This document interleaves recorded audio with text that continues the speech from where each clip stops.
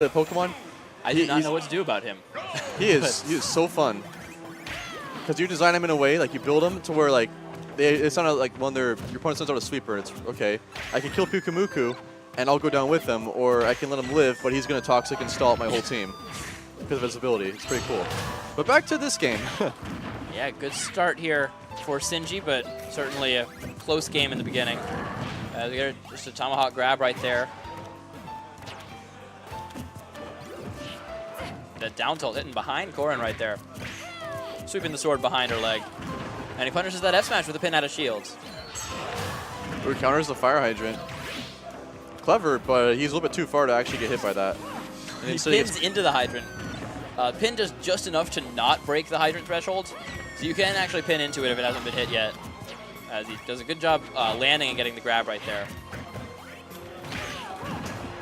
I like that mix-up right there. Jab, jab on shield, runaway pin to punish Sinji trying to approach.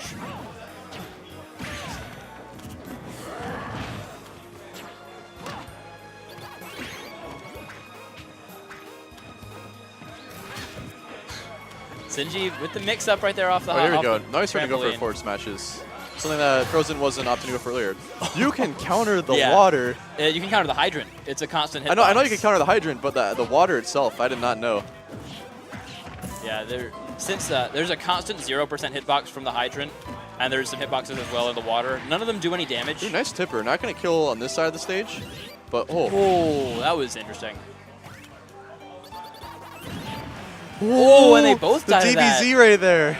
The up B from the side B rather is going to kill Frozen off the side. It is a very strong move. Yeah. But unfortunately, Frozen's going to miss the tech, and he's going to die with him. So that was a crazy interaction right there. And now one stock each. Yeah, not a terrible trade. It would be nice if he lived, but you know, we take those. Yeah, it was a fairly even first stock, so not a whole lot as far as the game swinging one way or the other right there. Just resetting to a second stock right here.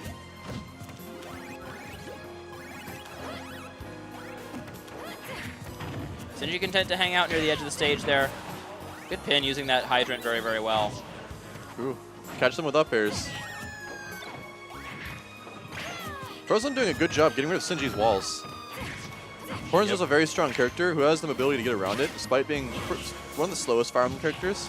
That was some really good movement right there. I believe the slowest other than Robin.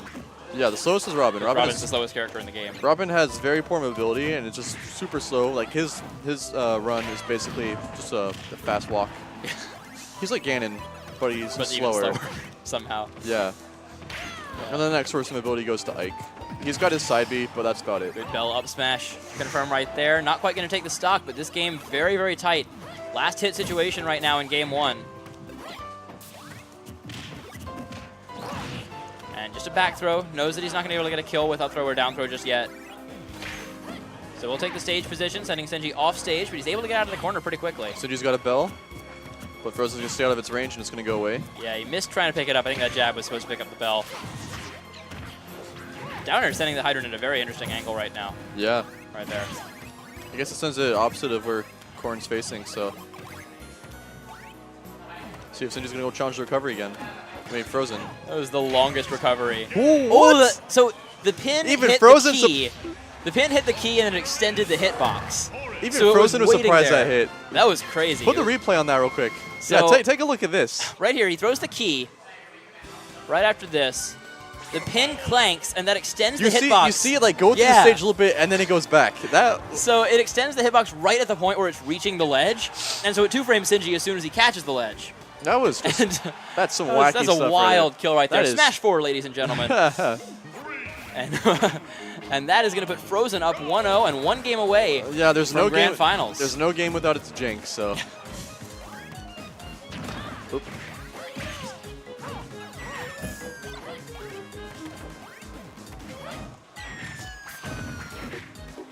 Ooh, Hydrant pushing him off. That's a little bit of a scary spot to be in right there, but. Sinji's doing a little bit better putting up his wall this time around. Like last game, he just Frozen is able to just break it down immediately, but this time he's playing a lot more aggressive and a lot quicker with it. So Frozen's having a little bit of a hard time keeping up with all the projectiles. Due to the fact that Corrin doesn't have anything great to deal with projectiles besides like counter. Yeah, counter, very low lag, and it's a good option to sort of throw out to neutralize them. but at the same time, it can be punished if Sinji's close enough. Yeah, but if Sinji's too close when he throws a projectile in the first place, he dies for doing it. So. Right. So I think the key here, and what we saw Frozen get a lot of his conversions off of the first game, is that he's got to get in the way while Sinji's setting up the wall. He got triple forward for it. He misses his follow-up, though. Yeah, bell downer, that would have been a lot of damage. Probably the optimal thing to do right there. There wasn't much else he could do since Sinji was only at 30%. Yeah, I think he wasn't really in range. Oh, missed tech. Is he going to make it back? Yep, yes. He is. Oh, wow. Frozen missing the edge guard there on the last part of that. Surprised he didn't just go down to hit the trampoline, but it was so far off stage, Sinji might have been able to It was so far that if he had not that. been able to get to it, or if Sinji had gotten the third jump by the time he made it there. Oh, yeah, he definitely would have died. So with a character like Corrin, whose recovery isn't amazing, you just don't want to risk going that deep for the kill. Corrin's recovery, hard to mess with, but doesn't go a particularly long way. Ooh, good forward smash right there. Doesn't get the tipper, but he gets some damage. Catches a spot dodge. I think that's one of the nice things about Corrin's. Like, you can just really, the chainsaw on the Yado. It's so good. Well, he goes right through the shot, Dragon Fang shot right there. Dragon Fang shot's one of the worst projectiles in most situations. It loses to pretty much everything. It'll lose straight up to Thunder Jolt. Ooh, Sinji's still alive. Yeah, great DI right there. Oh, he throws the key out. And he dives to an up air there. He's used that option a lot, jump air dodge from ledge, and Frozen ready for it. It can be a hard option to cover, but not with how far you can get with Corrin's up air range. Yeah, very smart watching what Sinji's going to do. A Pac-Man grab. It works. It does happen from time to time. Yeah, he got a little bit percent off of it. And that's about it. Pac-Man does have a kill throw eventually, has a decent back throw, but he's going to go with the apple there, almost gets the kill. Melon would kill as well at this percent. A lot of the fruits would. Getting towards the point where orange would kill at the side too. I'm pretty sure just a back out of shield, just easiest thing to get him with. But he's got to be careful. It's a max rage Corrin now. Yeah, this is a tough situation for Sinji. He's got to find a way to get the stock, and that's often one of Pac-Man's biggest issues. Yeah, once he gets to about like 70%, he's going to die to tipper, and Apple's going to get him. There's an apple. Yeah. Such a good projectile at those high percents. Not very useful at the lower percents because the trajectory is just sort of awkward, and it's kind of a commitment if you want to jump up and use it. Oh wow, the almost hit him. Galaxian actually hit him way up in the blast zone, but didn't quite kill. Won't kill because it's such a weak move, but it's like an uncharged Diddy Peanut with this damage. Just hits you twice and like kind of annoys you. Yeah, and Pac-Man has some cool conversions off of it at low percents. We've seen Sinji get, in past weeks he started going for first hit Galaxian into grab, forward throw, second hit, forward air. Oh, went for the neutral B right there. Oh, great edge guard. Not going to be able to kill, but a lot of percent off of it, and he gets more off of this right here. Sinji really getting set up right now, but now Frozen reestablishes himself on the ground and gets a punish with that pin. What? Okay. Throws a bell through the stage. That's cool. Ooh, good up smash on the hydrant. This is a wild set right now.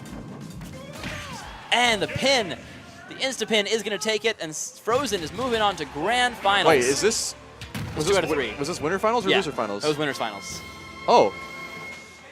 Frozen beat Sage the last round, and Sinji beat Numbers. So now Frozen is going to be moving on to Grands.